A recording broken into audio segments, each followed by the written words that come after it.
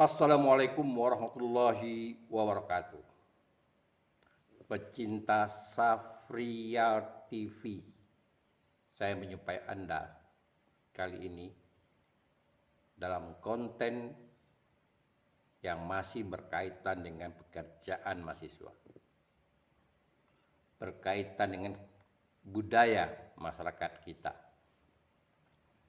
Saudara-saudara sekalian,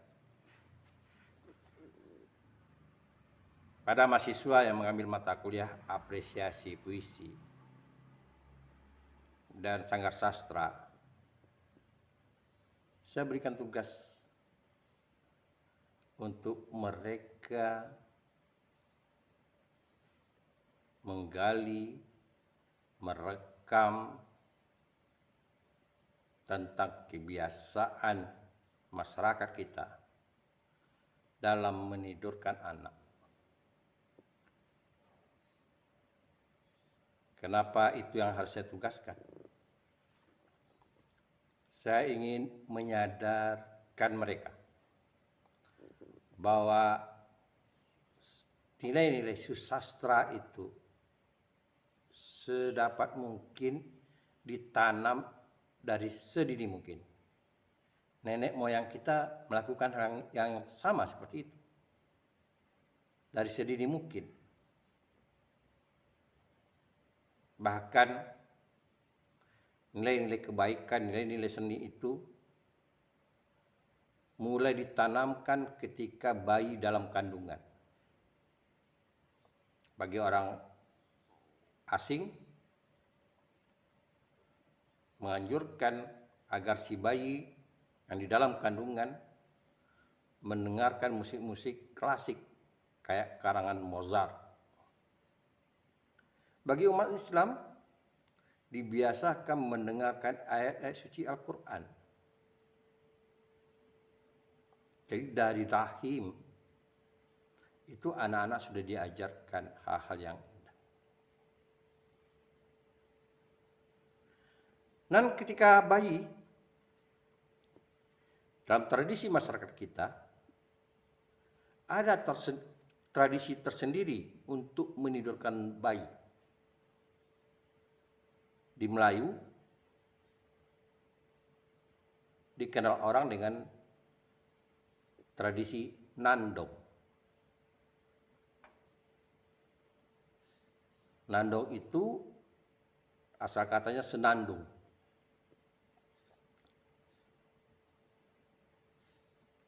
Asal mulanya sebetulnya senandung itu bagaimana si penidur bayi, mungkin neneknya, mungkin ibunya, mungkin kakaknya, mungkin bibinya yang menidurkan bayi, menyenandungkan irama secara spontan. Iramanya yang mendayu-dayu. Dengan tujuan membujuk si bayi agar cepat tidur. Iramanya pada mulanya spontan.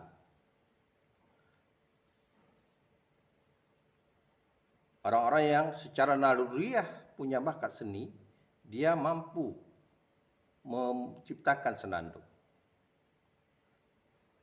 Kemudian baru diiringi dengan kata-kata, dengan nasihat, dengan bujukan, dengan harapan, dengan puji-pujian kepada si bayi. Logikanya si bayi jelas belum mengerti. Tapi dengan irama itu, yang bagi si bayi dirasa nikmat iramanya, dia akan terlena lalu langsung membawanya tidur nyenyak. Nah, kita bicara tentang istilah nandong. Lain lubuk, lain ikannya. Lain padang, lain belalangnya. Nah, kita tidak perlu memperdebatkan masalah pengertian nandong. Karena definisi nandong itu beragam-ragam di tengah-tengah masyarakat. Kalau Anda nanyakan kepada saya, ya nandong itu dari kata senandung. Kata senandung itu aktivitas membuat irama lagu yang cikal bakal menjadi lagu. Apabila sudah ada kata-katanya, maka dia akan jadi lagu. Dan apabila irama itu dengan kata-kata, dengan liriknya sudah bermasyarakat, maka dia akan jadi lagu rakyat, diikuti oleh orang.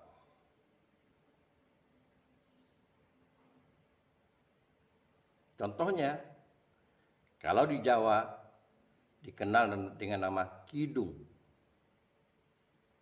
Jadi irama kidung itu awal mulanya milik personal.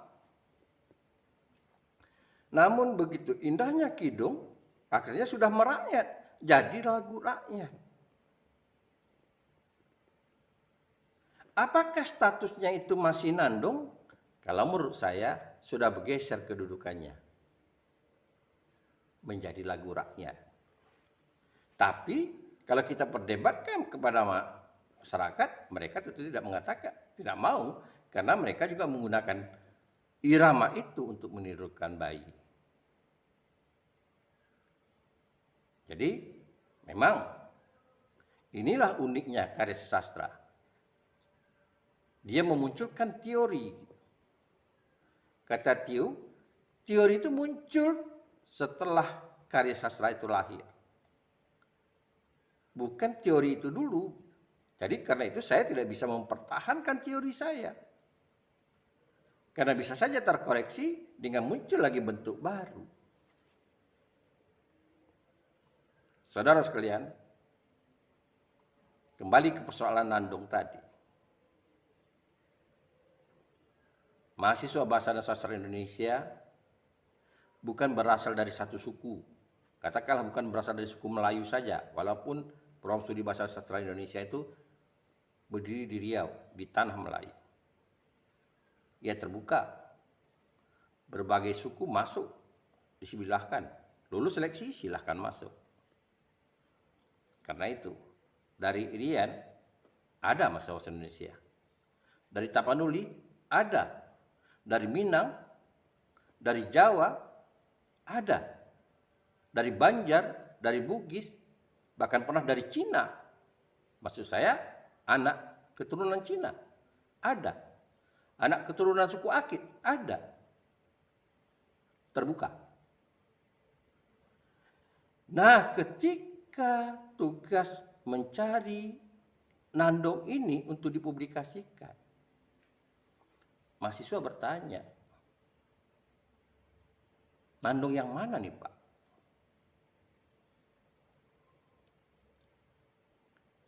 Saya sebagai orang sastra dan menyukai budaya, saya katakan nandong yang dilakukan oleh keluarga Anda. Kalau ibu Anda tidak mengetahui, tanyakan sama nenek Anda. Gitu. Apa tujuannya? Pertama sekali, kita ingin budaya ini lestari. Generasi muda tahu bahwa ada tradisi menidurkan anak dengan mengeluarkan irama yang cantik yang namanya nandung. Apalagi sebagian besar mahasiswa bahasa Indonesia itu perempuan. Bakal calon ibu insya Allah. Bakal punya anak insya Allah.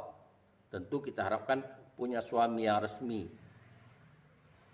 Suami yang soleh, yang bertanggung jawab. Yang ganteng, yang tampan, yang kaya raya, bonusnya.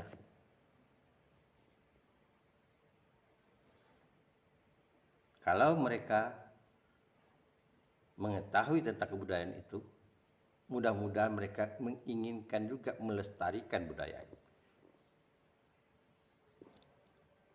Alhamdulillah, akhirnya ada beberapa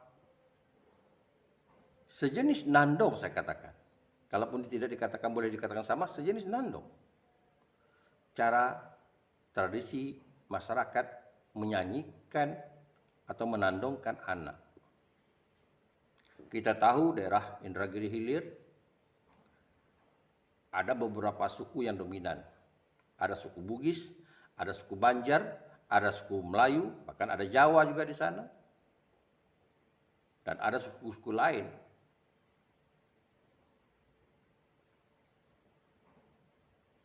Saya mendapatkan tradisi menidurkan anak dari suku Banjar. Kita tahu suku Banjar itu asalnya dari Kalimantan, Banjarmasin. Saya sampai ke sana.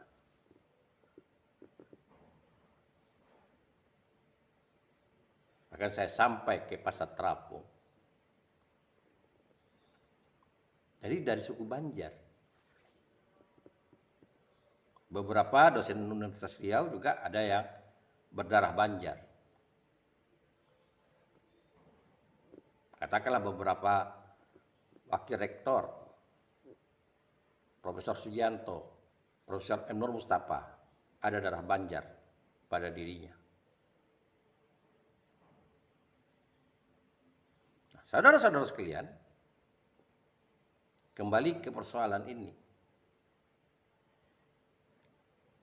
Tidak hanya kita bicarakan tentang nandong saja dari suku Banjar,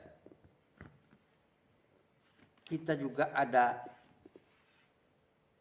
mendapat informasi tentang tradisi bapukung.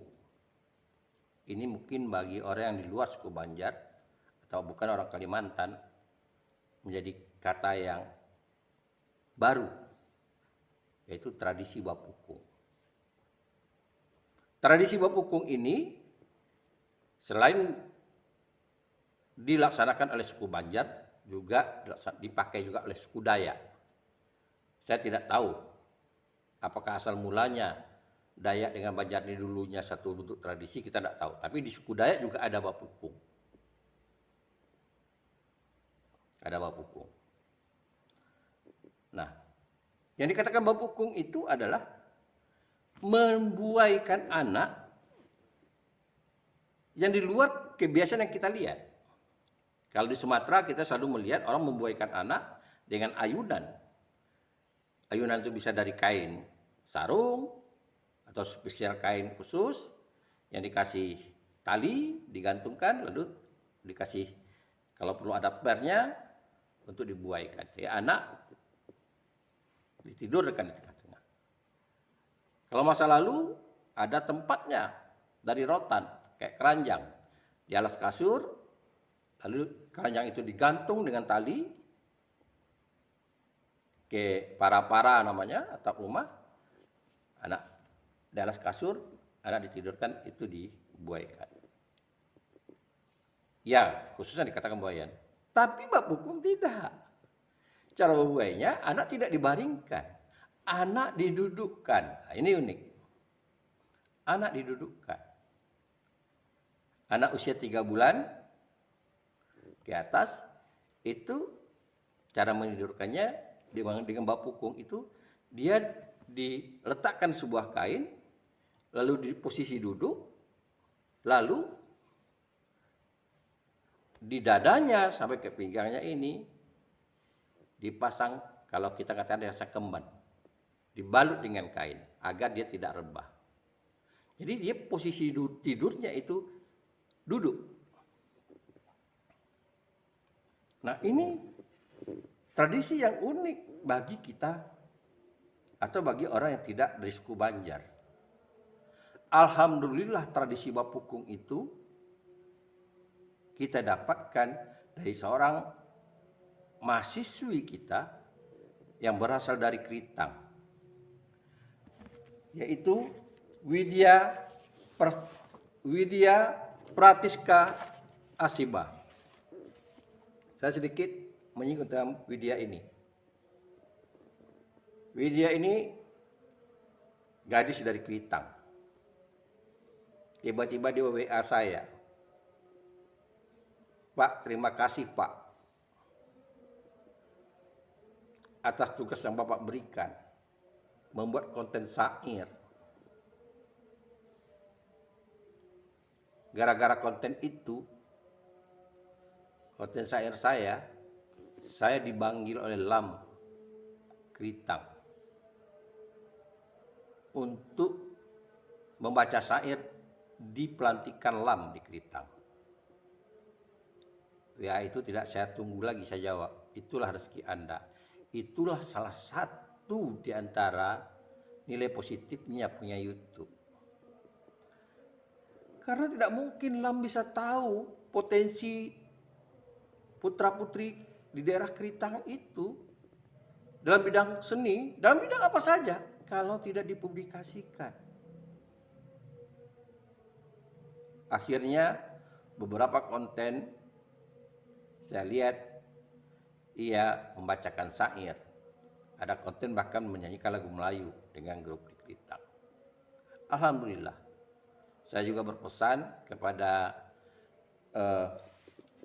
Widya agar menjaga nama baik, agar terus peduli dengan budaya. Kemudian saya terima kasih juga kepada LAM Keritang yang sudah memberikan posisi yang baik kepada Putri Keritang, kebetulan mahasiswa Program Studi Bahasa dan Sastra Indonesia. Inilah tujuan kami, salah satu diantaranya, menanamkan nilai-nilai budaya, nilai-nilai sastra kepada mahasiswa-mahasiswa kami. Agar dia peduli dengan tradisi yang ada di daerahnya, tradisi etnisnya.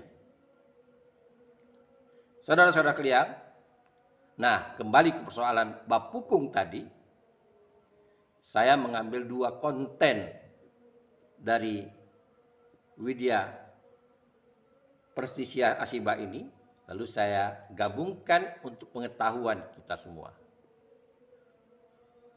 Pertama, tutorial bagaimana memasang bayi di ayunan yang namanya bab pukung itu. Yang kedua, kita akan dapat informasi legenda tentang tradisi bab pukung. Dan ketiga, bagaimana irama nandong yang digunakan oleh suku Banjar atau yang dinyanyikan oleh suku Banjar dalam menidurkan anak, khususnya dalam nuansa Islami. Kita perhatikan temuan atau hasil dari kerja keras Widya Prestisia yang sengaja saya buat pada konten ini agar kita mengetahui tentang tradisi bab pukung dari suku Banjar Indragiri Hilir yang tentu saja berasal dari Kalimantan, Banjarmasin. Ini dia. Ayo diikat. Kalau nggak diikat. Nah, mana aku mana? Saya senang. Nah, masih nggak? Sini ya, mana ada? Nah, oh ya. Nah, buka. Bismillahirrahmanirrahim. Nah, maka ini, Kesian. Oh ya. Nah. Oh, Abah marah nanti Bapak mau melihat apa anakku jadi ikat. Kenapa? Mata cengkeh ini. Beda. Nah. Ada.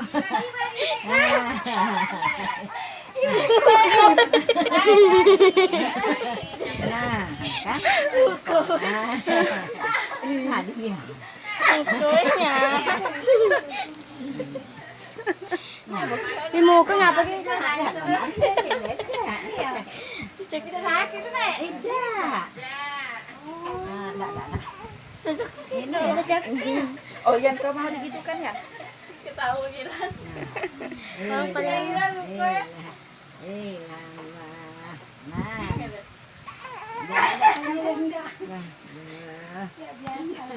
Bah, Ingat Abah tahu apa? Kayak gini. Tapi anu gini licin dengan pemukongan. Iya orang tapi bahan-bahan kak. Iya. Mau tercekik.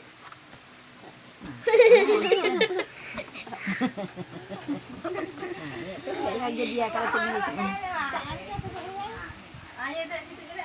Nah. Nggak sampai kapan? Iya. Nah, nyamannya gini. Nah, dan hampirnya nah, ada tuh gitu aja. Nah, betisnya deh.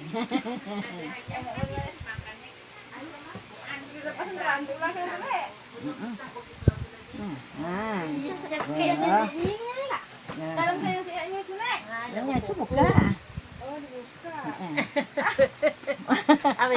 Datanglah kalau kasih jumpa tadi ada. Dia di sini lah di taman sini.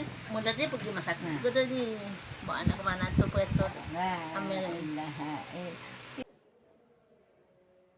Nah, setelah kita tahu bagaimana proses bapukung itu, kita dengar lagi bagaimana pula kisahnya, legendanya. Jadi rupanya tradisi bapukung ini ada legenda ceritanya. Ini informasi yang didapatkan oleh Widya dari narasumber. Dan sebetulnya Widya sudah melakukan penelitian dasar terhadap tradisi bapukung ini. Ini dia kita dengar dari narasumber.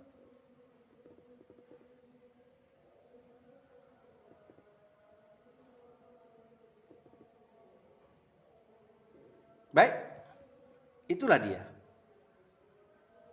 Jadi kalau kita mengenal namanya Nandok, yang kita bicarakan itu hanya bicara tentang nyanyian, maka ini Widya Pratis agak